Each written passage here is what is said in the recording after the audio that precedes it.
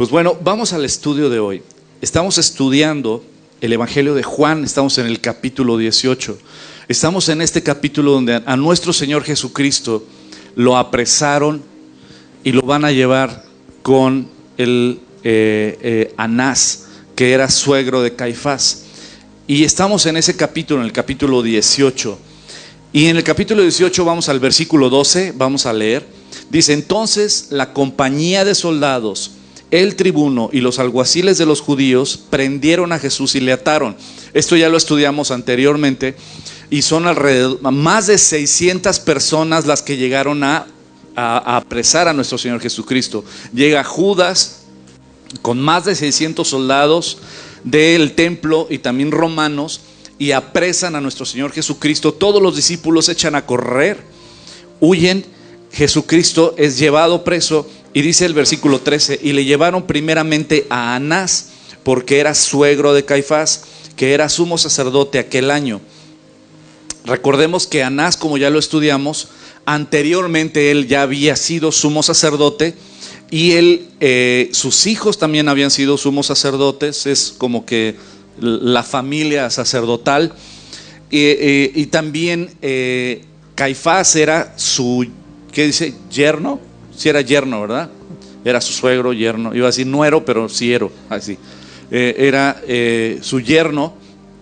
Era el que era el sumo sacerdote. Sin embargo, aunque él no tenía el cargo de sumo sacerdote, él seguía siendo como el patriarca de los sacerdotes. Él seguía siendo aquel que tenía mayor influencia, mayor poder político.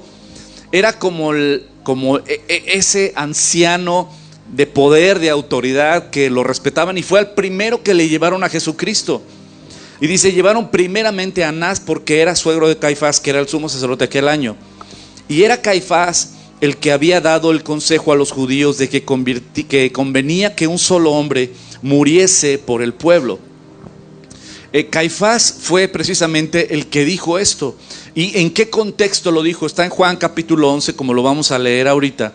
Y es cuando nuestro Señor Jesucristo resucita a Lázaro. Cuando nuestro Señor Jesucristo llega después de 4 días de muerto. Lázaro ya estaba en la tumba, tenía 4 días de muerto. Y llega y está Marta y María, las hermanas de Lázaro. Y lo aborda Marta primero y después lo aborda María. Y es cuando Jesús ahí en Juan capítulo 11 dice: yo soy la resurrección y la vida. El que cree en mí, aunque esté muerto, vivirá. Y se para frente a la tumba de Lázaro. Y el versículo más corto de la Biblia, pero tal vez uno de los más profundos de toda la Biblia, dice: y Jesús lloró. Y enfrente de la tumba de Lázaro, nuestro Señor Jesucristo llora. Y después dice: Lázaro, sal fuera. Pide que muevan la piedra. Y entonces Lázaro sale y resucita. Y ese acontecimiento de la resurrección de Lázaro le grita a la gente quién es él. Porque nunca en toda la historia de Israel había habido un profeta, un maestro, un rabino que tuviera el poder de dar vida a los muertos. Bueno, sí, Elías, pero fue por y también fue, pero me refiero a alguien con esa autoridad. Después de 4 días, muevan la piedra y decir: Lázaro, sal fuera. Entonces ese acontecimiento fue la gota que derramó el vaso. Fue cuando precisamente los que estaban indecisos creyeron en él, como lo vamos a leer. Dice el versículo 45: entonces muchos de los judíos que habían venido para acompañar a María, la hermana de Lázaro y de Marta, y vieron lo que hizo Jesús, creyeron en él. Al ver ese poder, al ver esa autoridad, creyeron en él. Dice: pero algunos de ellos fueron a los fariseos y les dijeron lo que Jesús había hecho. Entonces los principales sacerdotes y los fariseos reunieron al concilio y dijeron: ¿qué haremos? Porque este hombre hace muchas señales, y si le dejamos así, todos creerán en él. Y vendrán los romanos y destruirán nuestro lugar santo y nuestra nación. Y no lo hacían porque fuera a destruir los romanos la nación. Era por celos de la autoridad, el poder y la influencia que Jesús tenía, y perder su posición política. Es la verdad. Pero por otro lado me duele y me da coraje ver que este sentimiento sigue siendo el mismo el día de hoy. ¿Qué pasó con el ciego de nacimiento en Juan capítulo 9? El ciego de nacimiento siempre pedía limosna en el templo y todo el mundo, hasta los sacerdotes seguramente le daban limosna, sintiéndose muy buenos. Pero sin embargo, cuando Jesucristo sana al ciego de nacimiento, los sacerdotes se enojan, los religiosos se enojan. ¿Cómo es que te sanó? ¿Y por qué te sanó en Shabbat? ¿Por qué? Y se enojan. Y dices, oye, naco, ¿no estás viendo el poder, la misericordia de Dios sanando a un ciego de nacimiento? No eres bueno para ayudar, pero eres bueno para criticar. ¿Cuántas veces hay gente que ve el milagro de Dios, que ve el poder de Dios en una vida, en un matrimonio, en una relación entre padres e hijos, y reconocen lo que Dios ha hecho? Sin embargo dicen, no, porque son capaces de creer en Jesús. ¡Wow! ¡Qué pecado tan grande! ¿Qué vamos a hacer? ¿Qué haremos? Porque este hombre hace muchas señales, y si le dejamos así, todos creerán en él. ¡Wow! ¡Qué peligro! Y el día de hoy pasa exactamente lo mismo. ¿Cuántas veces te pueden decir o nos han dicho, ay, qué bonito matrimonio, ay, qué hermoso se llevan, ay, qué bonito? Y le dices, bueno, no somos nosotros. Por mí, por mi esposa ya estaríamos divorciados. Pero es Dios el que ha sanado nuestro matrimonio, el que ha levantado nuestro matrimonio, el que ha restaurado nuestro matrimonio y el que nos sostiene como matrimonio. Es Dios. Ay, no me hables de Jesús. La gente ve el milagro, pero no quiere saber de dónde viene el milagro. Ay, qué bonita relación entre padres e hijos. Es Cristo. No me hables de Cristo. Pues ese es el que lo hace. Y la gente ve el milagro, ve lo que Dios hace, pero rechaza a Jesucristo. No vaya a ser que mis hijos vayan a creer en Jesús. No vaya a ser que mi familia vaya a creer en Jesús. Y es lo mismo que están haciendo estos cochinos religiosos de la época. Están viendo el poder de Dios, restaurando, sanando. Vieron a Lázaro resucitar después de 4 días de muerto. ¿Y qué es lo que dicen? ¿Qué vamos a hacer? Porque la gente va a creer en él. Sigue haciendo milagros. Amén. Y seguirá haciendo milagros, prodigios y señales nuestro Señor. Sigue restaurando matrimonios, sigue levantando jóvenes, sigue restaurando relaciones entre padres e hijos, sigue cambiando vidas, sigue restaurando y sacando de la depresión vidas, sigue sacando de la ansiedad vidas. Nuestro Dios es real y sigue haciendo milagros. Aunque haya voces que digan, ya no digas, porque son capaces de creer en Jesús la gente al ver sus milagros.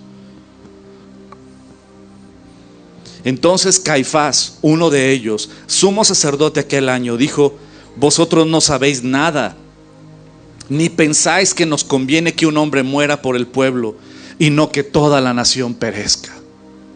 Nos conviene que matemos a ese profeta, bueno, a ese maestro o a ese hombre que hace milagros. Nos conviene matarlo antes de que nos vayan a quitar nuestro hueso político, nuestra influencia y nuestro lugar de privilegios. Mejor que muera. Y bueno, aquí dice Juan, pero lo dijo era porque era sumo sacerdote aquel año y profetizó de que era mejor que Cristo muriera por el pueblo y por todos nosotros. Y desde aquel día, como dice este pasaje, acordaron matarle. El acontecimiento de que Jesús resucitó a Lázaro entre los muertos fue lo que determinó que los religiosos de la época decidieran matar a Jesucristo. ¿Puedes creerlo? Ellos no son buenos para ayudar, para servir, pero son buenos para criticar y atacar. No tienes el poder para sanar, pero prohíbes que se acerquen a Cristo. No te acerques a Cristo, no acerquen a Cristo a mis hijos, no acerquen a Cristo a mi familia, no acerquen a Cristo. Ay, no vaya a ser que vaya a ser un milagro en ellos y vayan a creer en Él. Sin embargo, nadie en esta tierra tiene poder para sanar y levantar. Nadie.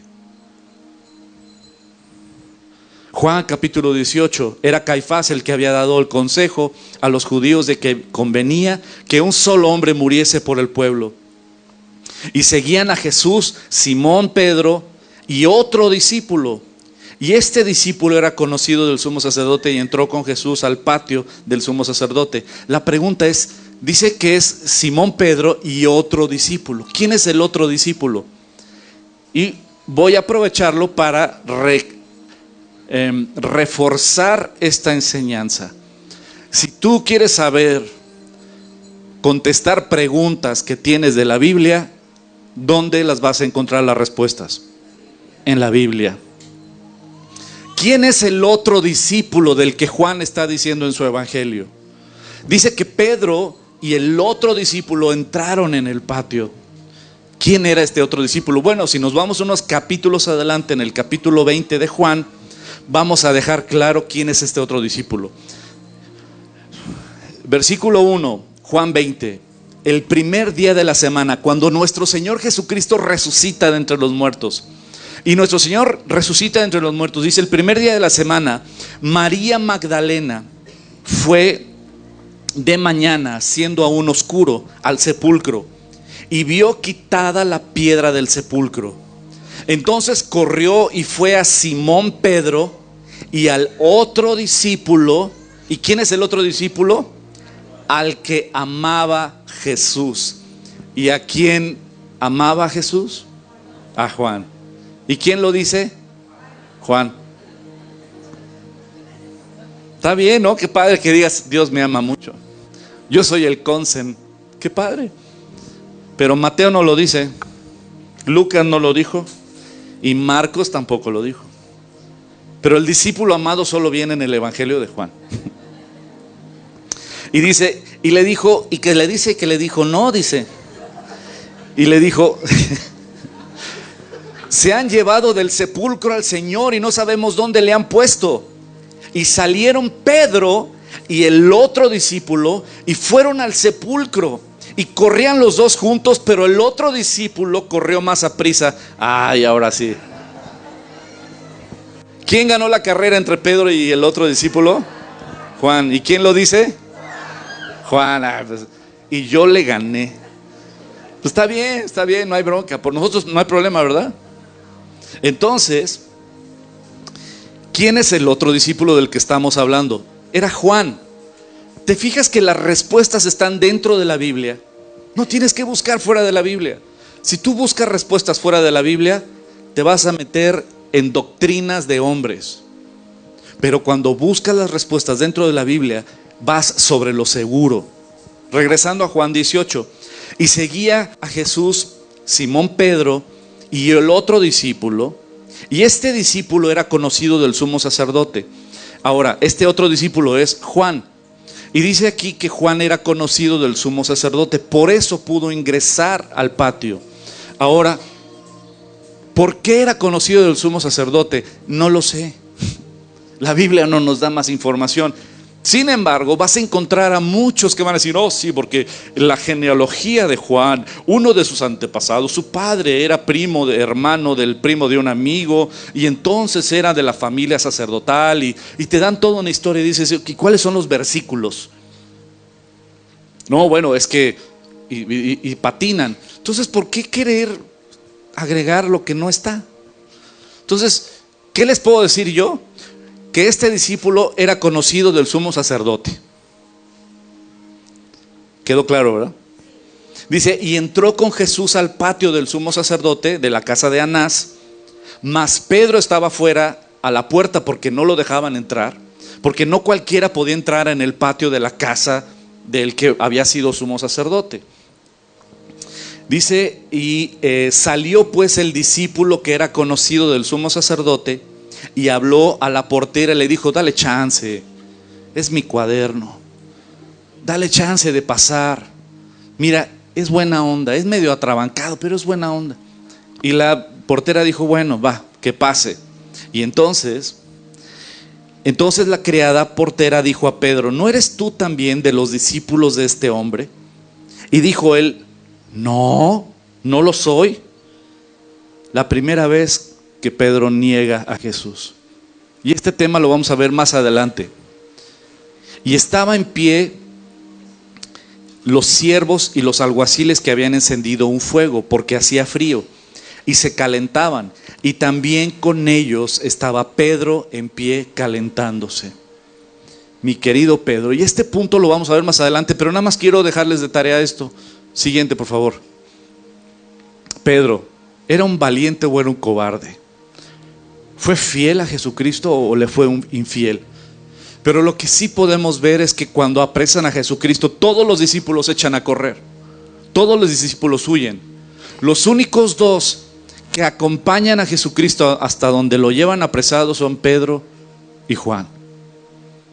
Son los que llegaron ahí y se metieron hasta ahí. Pedro no huyó. Pedro siguió a Jesús hasta donde lo tenían. Y este punto lo vamos a ver próximamente en el mismo canal, a la misma hora. Así es que este punto lo vamos a ver después. Juan capítulo 18, versículo 19. Y el sumo sacerdote preguntó a Jesús acerca de sus discípulos y de su doctrina. Fíjate esto, y este es el corazón de lo que vamos a estudiar hoy. Pon mucha atención. Anás le preguntó a Jesús sobre su doctrina y lo que sus discípulos están enseñando. Y fíjate lo que Jesús contestó. Jesús le respondió: yo públicamente he hablado al mundo. Siempre he enseñado en la sinagoga y en el templo, donde se reúnen todos los judíos. Es decir, públicamente siempre he hablado. Y dice Jesucristo: y nada he hablado, ¿en qué? En lo oculto. Nada he hablado en lo oculto. Siempre todo lo que digo y lo que hago es público. Nada he hablado en lo oculto. ¿Por qué me preguntas a mí? Pregunta a los que me han oído. ¿Qué les haya yo hablado? He aquí, ellos saben lo que yo he dicho. Te quiero hacer una pregunta y quiero que lo analices bien. ¿Qué nos enseña? ¿Qué nos enseña a ti y a mí esta respuesta de Jesucristo? Esto que Jesús contestó: todo lo que yo he dicho lo hago público y lo digo público. Nada digo en lo oculto. ¿Qué te enseña a ti sobre el carácter de Jesús?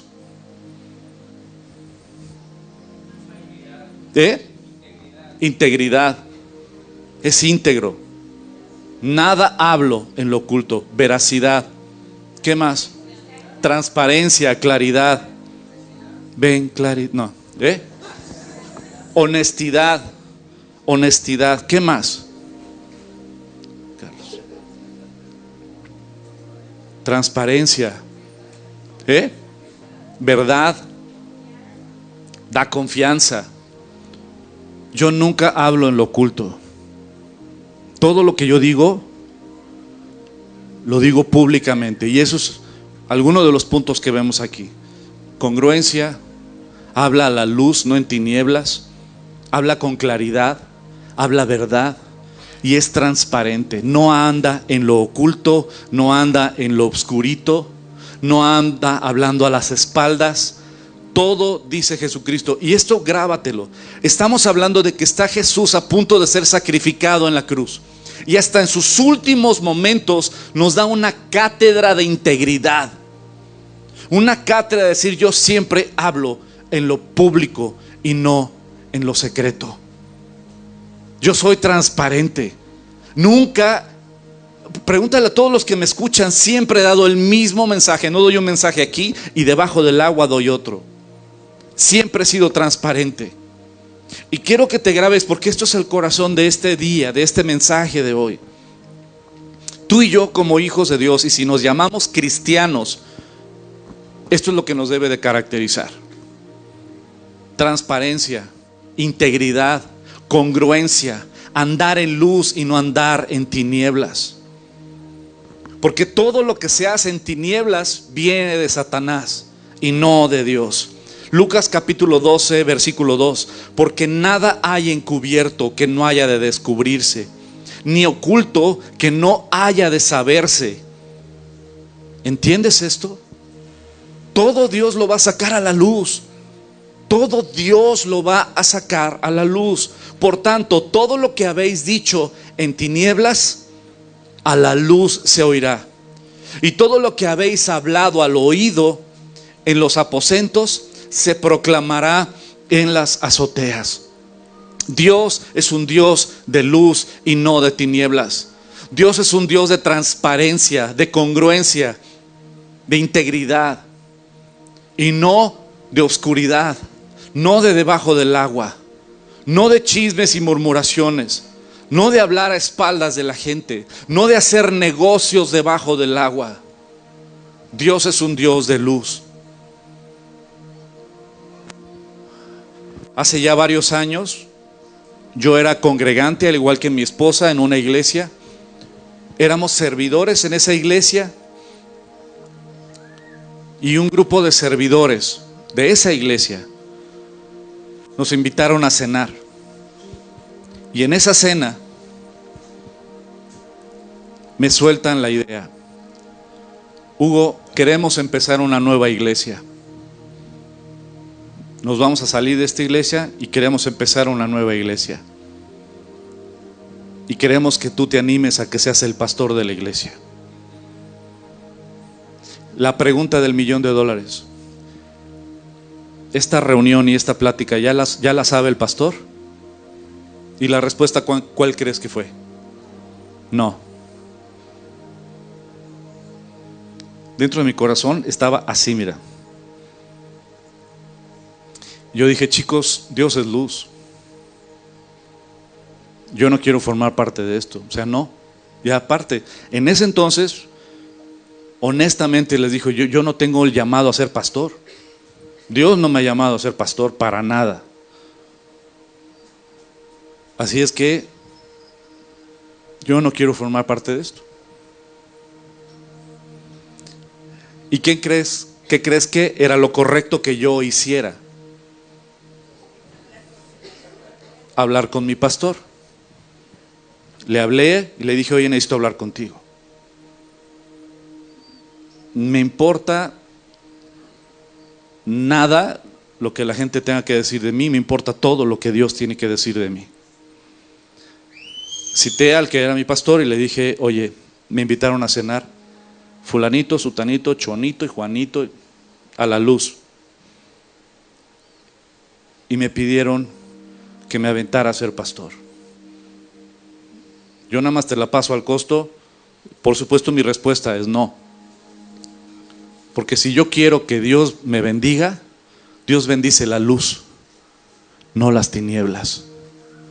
Dios bendice lo que hay a la luz, no lo que se hace debajo del agua, no lo que se hace en las tinieblas. Lo que el pastor haya hecho con esas personas ya no me corresponde. Pero lo que sí es que yo quiero obrar siempre en luz, porque Dios es luz. Yo no voy a andar debajo del agua. ¿Cuál es el mensaje? Todo lo que se hace a oscurito, créeme lo que se va a saber tarde o temprano. Si haces un negocio que está chueco, se va a saber, bro, y te va a ir mal.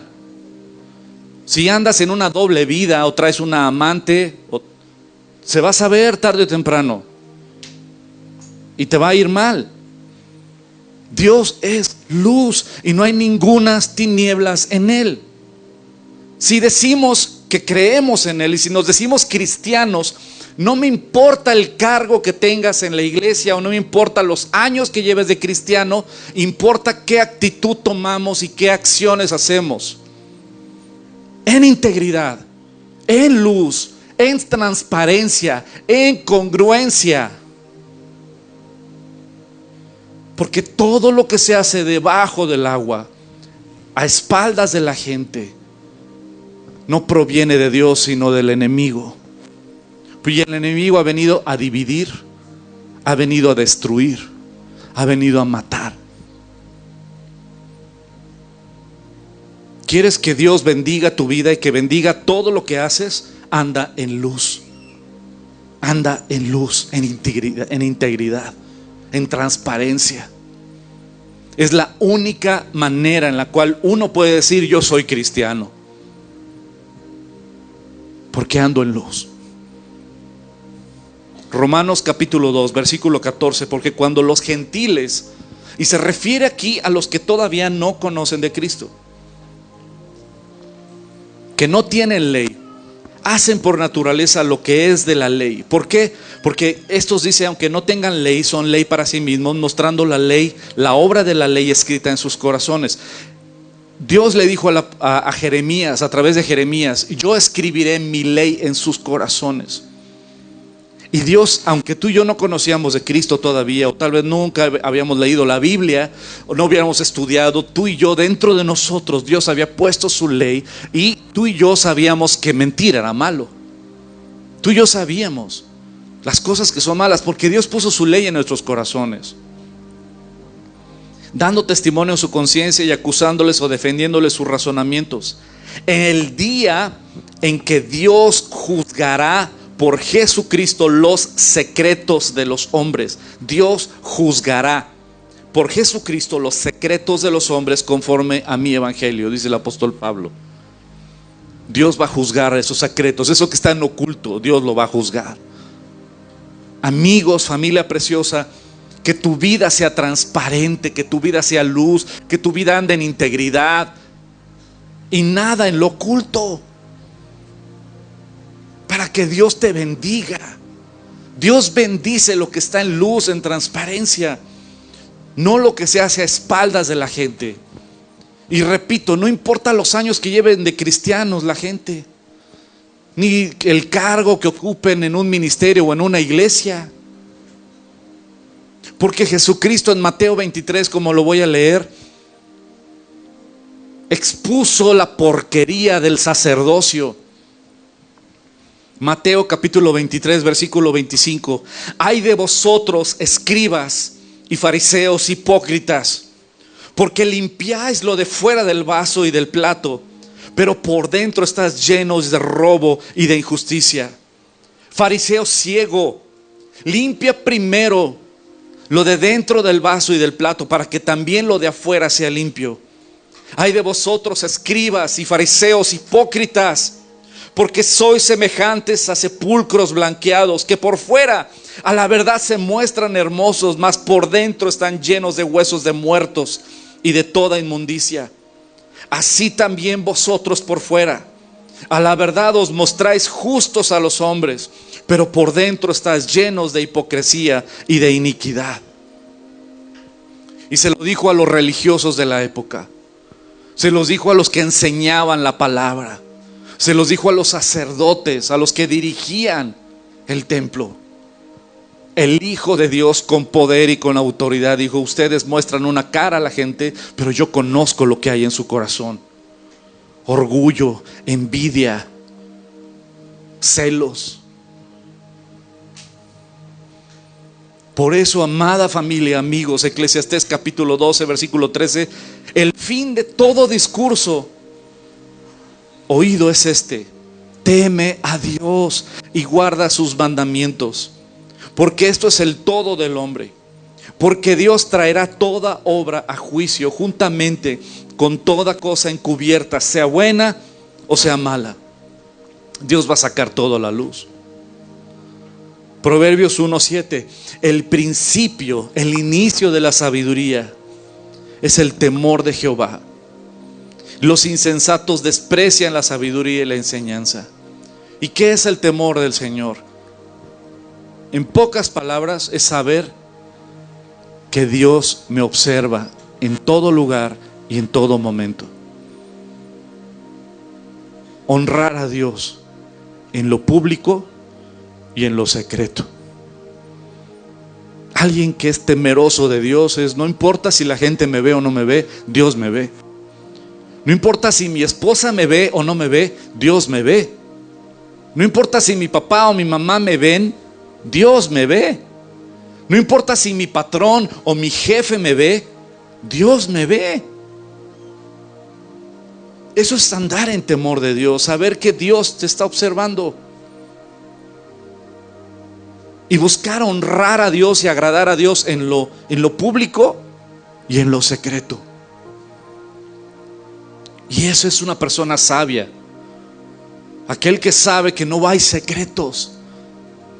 Y si no hay secretos, ando en transparencia, ando en congruencia, ando en luz, porque Dios es luz. Proverbios 8, versículo 13: el temor de Jehová es aborrecer el mal, la soberbia y la arrogancia, el mal camino y la boca perversa aborrezco.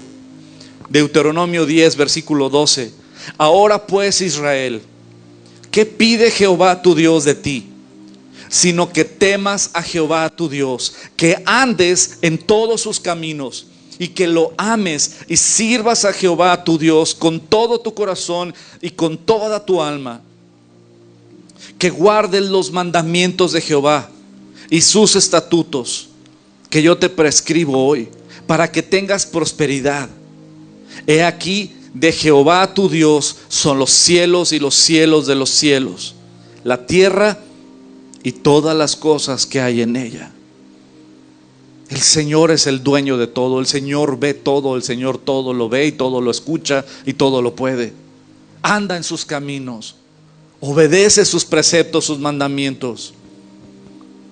Y regresando a Juan 18, versículo 19: y el sumo sacerdote preguntó a Jesús acerca de sus discípulos y de su doctrina. Jesús les respondió: yo públicamente he hablado al mundo. Siempre he enseñado en la sinagoga y en el templo, donde se reúnen todos los judíos, y nada he hablado en lo oculto. ¿Por qué me preguntas a mí? Pregunta a los que me han oído, ¿qué les haya yo hablado? He aquí, ellos saben lo que yo he dicho. ¿Qué carácter nos muestra Jesús aquí? Integridad, transparencia.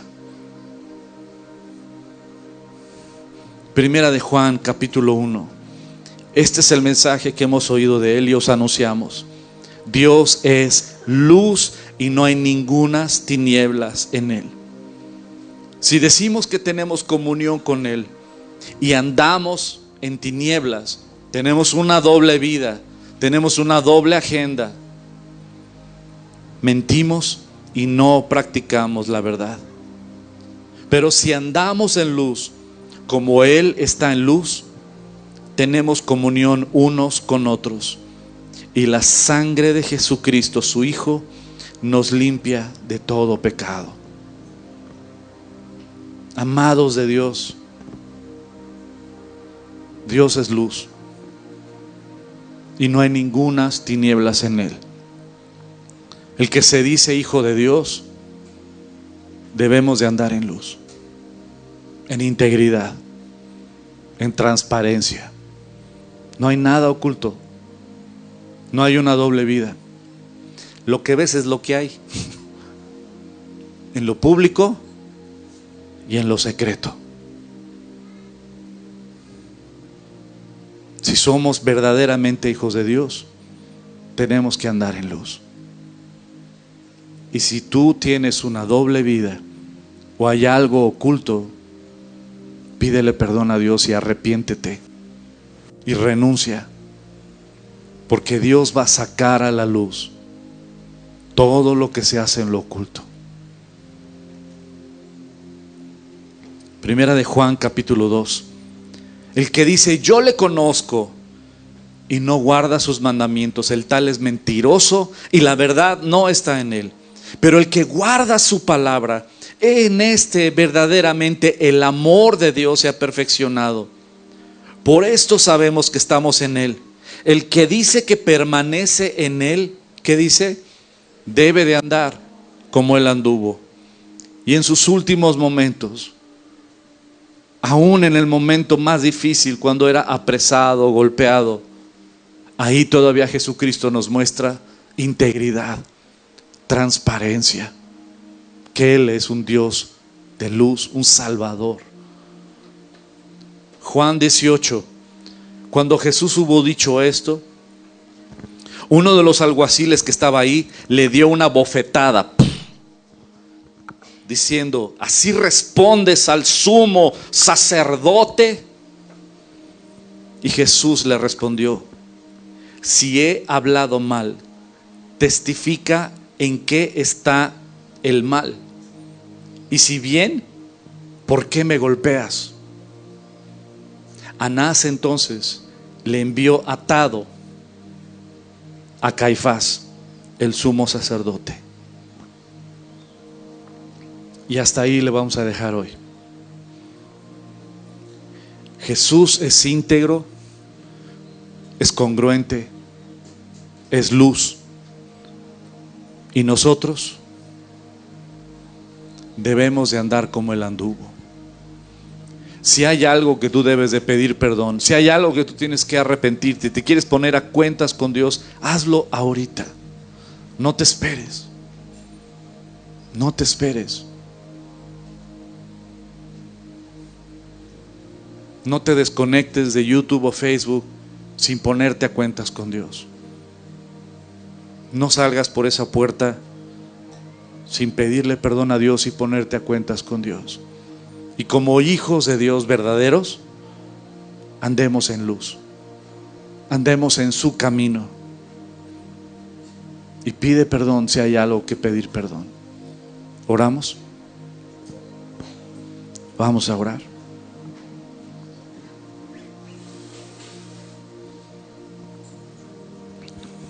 Cierra tus ojos ahí en tu lugar.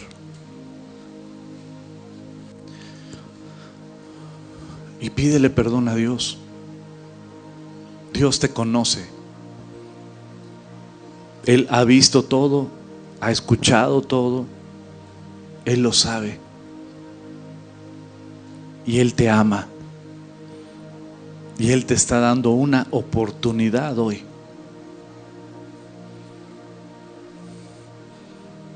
Hoy pide perdón.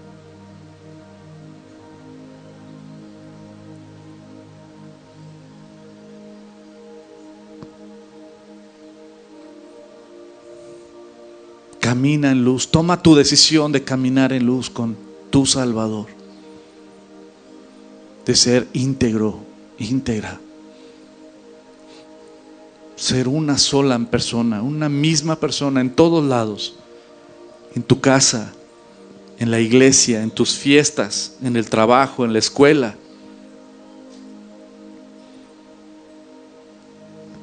Pídele perdón a Dios. Si hay algo que pedirle perdón, dile: perdóname, Señor. Cámbiame. Cámbiame. Tú conoces mi vida y necesito una nueva vida.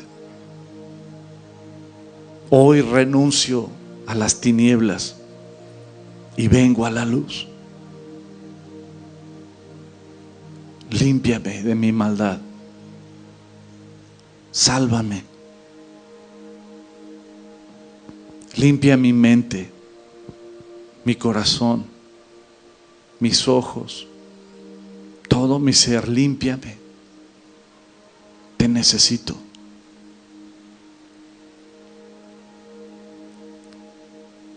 Te necesito para caminar en luz. Solo tú puedes hacer ese milagro en mi vida. Cámbiame, te lo pido.